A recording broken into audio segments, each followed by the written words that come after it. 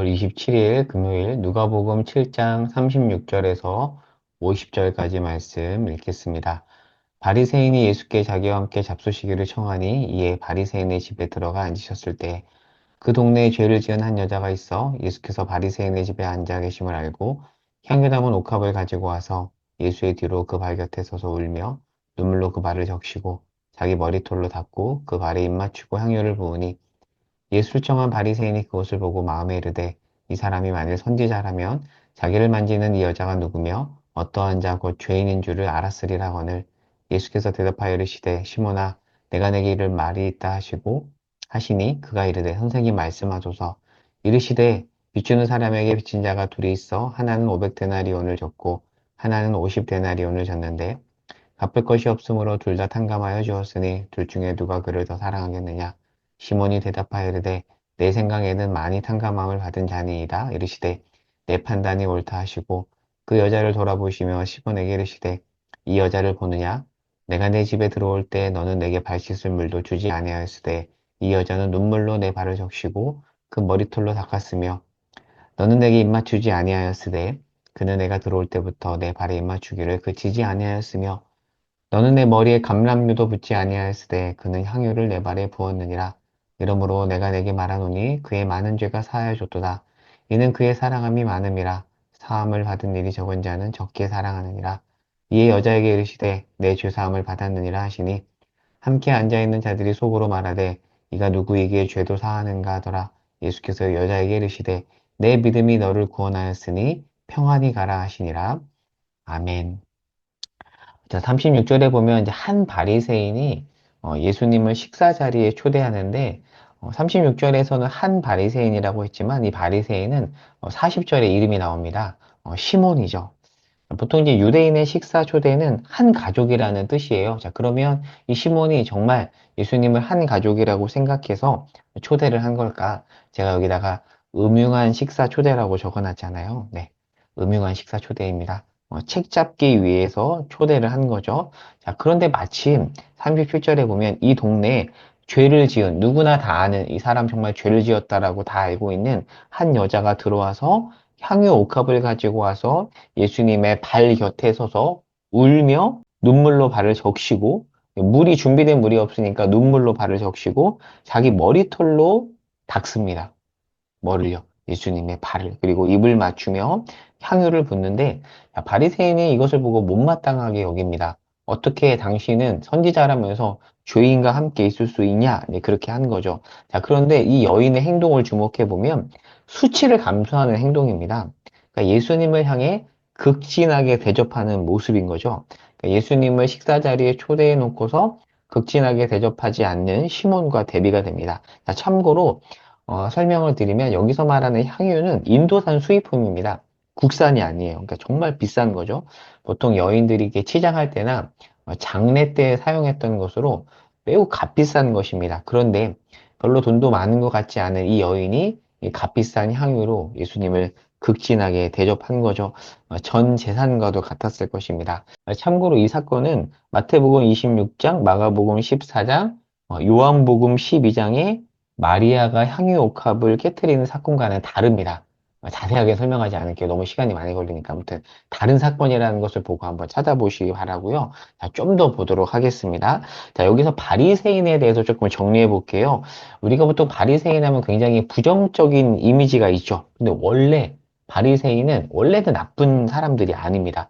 자, 바리새인은 어떻게 생겨난 그룹이냐면 자, 헬레니즘이 물밀듯이 몰려오는 시대 상황에서 어떻게 하면 이 헤브라이즘 하나님의 이 말씀을 지킬 것인가 고민하다가 헬레니즘과 다르게 살기 위해서 몸부림쳤던 순수한 의미에서의 분리주의자였습니다. 그래서 세퍼레이티스트라는 어떤 분리주의자라는 뜻이 있는데요. 나쁜 의미의 분리주의자가 아니라 세상이 너무 타락하다 보니까 바르게 살기 위해서 순수하게 분리됐다라는 그런 뜻이에요. 그래서 히브리어로 파리쉬라고 하는데요. 자, 좋은 의미에서의 분리주의자입니다. 자, 그런데 나중에 이제 변질이 되죠. 처음에는 좋았다가 나중에 변질이 되는 경우가 많은데 바리새인이 그러한 자들입니다. 피 흘리는 바리새인이라는 그런 표현이 있습니다. 무슨 말이냐면 이게 바리새인에게 붙여진 별명인데 이 바리새인들이 성적 유혹을 피하기 위해서 평상시에 아예 고개를 숙이고 다니거나 심지어 어떤 상황에서 이렇게 눈을 감고 다녔다고 해요. 그러면 어떻게 될까요? 어디 부딪히죠? 그러면 피를 흘리잖아요. 그래서 이들에게 붙여진 별명이 피 흘리는 바리새인이었습니다. 왜요?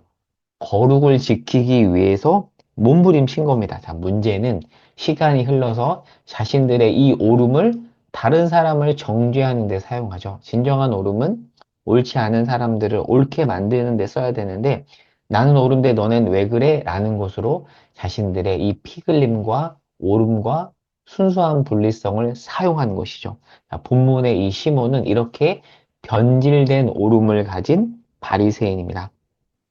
그러니까 피 흘림을 감수하면서까지도 거룩을 지켰는데, 어이구, 예수님이 공개적으로 죄를 지은 여인을 환대하다 보니까 시몬이 못마땅한 거예요. 그러니까 시몬은 예수님이 진정한 선지자라면 이 여인을 부정하다고 내칠 줄 알았는데, 그렇지 않죠.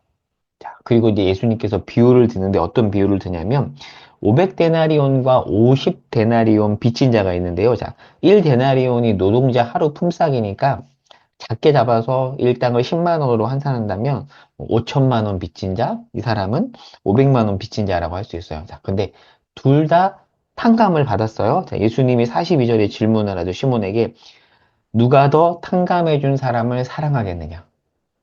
누가 더 사랑할까요? 많이 탕감받은 자가 더 사랑하겠죠.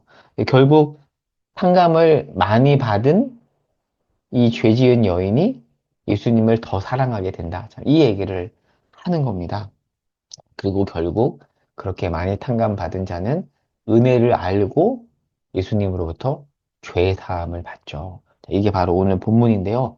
자, 본문을 통해서 죄에 대해서 한번 정리를 해볼게요. 죄는 긍정적인 역할이 있습니다. 자, 어떤 면에서 긍정적인 역할이 있냐면, 자, 죄를 지으면 인간의 비참함을 깨닫죠? 자, 비참함을 깨달은 자리에서 어떻게 하죠? 하나님께 나아가죠. 아, 주님, 죄인입니다. 주님이 아니면 살 수 없습니다. 그래서 죄가 우리를 예수 그리스도께 하나님께 이끌어요. 그래서 갈라디아서에서는 초등교사라고 하죠. 개역 한글에서는 몽학 선생이라고 하는데 그게 바로 죄 그리고 율법의 역할입니다. 죄를 지음으로 하나님께 나가죠. 자, 그런데 이 말이 또 오용됩니다. 종교개혁가인 마틴 루터가 이런 말을 했어요. 죄를 마음껏 지어라. 무슨 말이냐면 죄를 마음껏 지으면 지을수록 비참함을 깨달아 하나님 앞에 나아가기 때문인데요. 근데 이게 오용이 돼요. 루터는 철저하게 죄책감에 사로잡힌 사람이었어요. 평상시에 죄를 짓지만 죄를 지은 자신을 보면서 죄책감을 가진 사람이에요. 자, 그 사람이 죄를 짓고 하나님께 나아가라는 차원에서 이 말을 했는데 자칫 이 말이 뻔뻔해도 돼. 이렇게 가거든요. 그렇게 가면 안 됩니다. 그러면 이 루터의 말이 오용됩니다. 특별히 오늘날 세대는 죄책감의 세대가 아니라 죄책감이 무너진 세대죠. 옛날에만 해도 죄책감이 뭐라 그럴까요? 근데 기독교인에게 굉장히 크게 작용을 했는데 지금은 사람들이 죄책감 자체를 갖지 않죠. 자, 그런 세대 가운데 루터의 말을 이렇게 맥락 없이 인용을 하면 잘못된 열매가 많이 나타날 수가 있습니다. 자, 그래서 구분해야 되는데 제가 여기서 영화 밀양을 가져왔죠. 전도연이 주인공으로 나오는데 유괴범을 자기 아들을 죽인 유괴범이에요. 감옥에 갇혔는데 그 사건 이후에 예수를 믿죠. 자, 그리고 이 유괴범을 용서해 주기로 마음을 먹고 면회를 갑니다. 그런데 유괴범이 뭐라고 말하죠? 눈물로 회개하고 용서받았습니다. 그리고 마음의 평화를 얻었다라고 하죠. 그러자 이 주인공이 돌아버리죠. 하나님의 죄를 용서해 주셨다고요? 나도 용서해 주지 않았는데 이게 값싼 은혜를 보여주는 한 예입니다.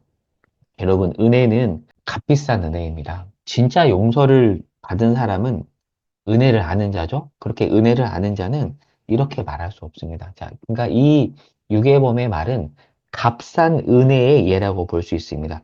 여러분, 은혜가 값이 없는 거는 맞아요. 그런데 여기서 값이 없다는 것은 값으로 측량할 수 없다라는 것이지 싸구려라는 말이 아닙니다.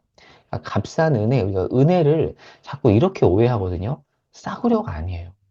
측량할 수 없다라는 차원에서 이야기를 하는 것인데 자꾸 이 은혜가 이렇게 값싼 은혜로 전락하는 경우가 많은데 유괴범이 보여주는 게 값싼 은혜의 예이고요. 자, 오늘 본문도 자칫 잘못 해석하면 값싼 은혜 쪽으로 내용을 끌고 갈 수 있습니다. 그러나 그렇지 않습니다. 이 죄를 지은 여인이 용서를 받은 것은 측량할 수 없는 은혜를 보여주는 사례입니다. 그러니까 이 여인은 머리를 숙이죠. 뻔뻔하지 않았습니다. 은혜를 알고 뻔뻔하지 않았습니다. 값싼 은혜와 측량할 수 없는 은혜, 이 사이 가운데서 우리가 고민을 해야 돼요.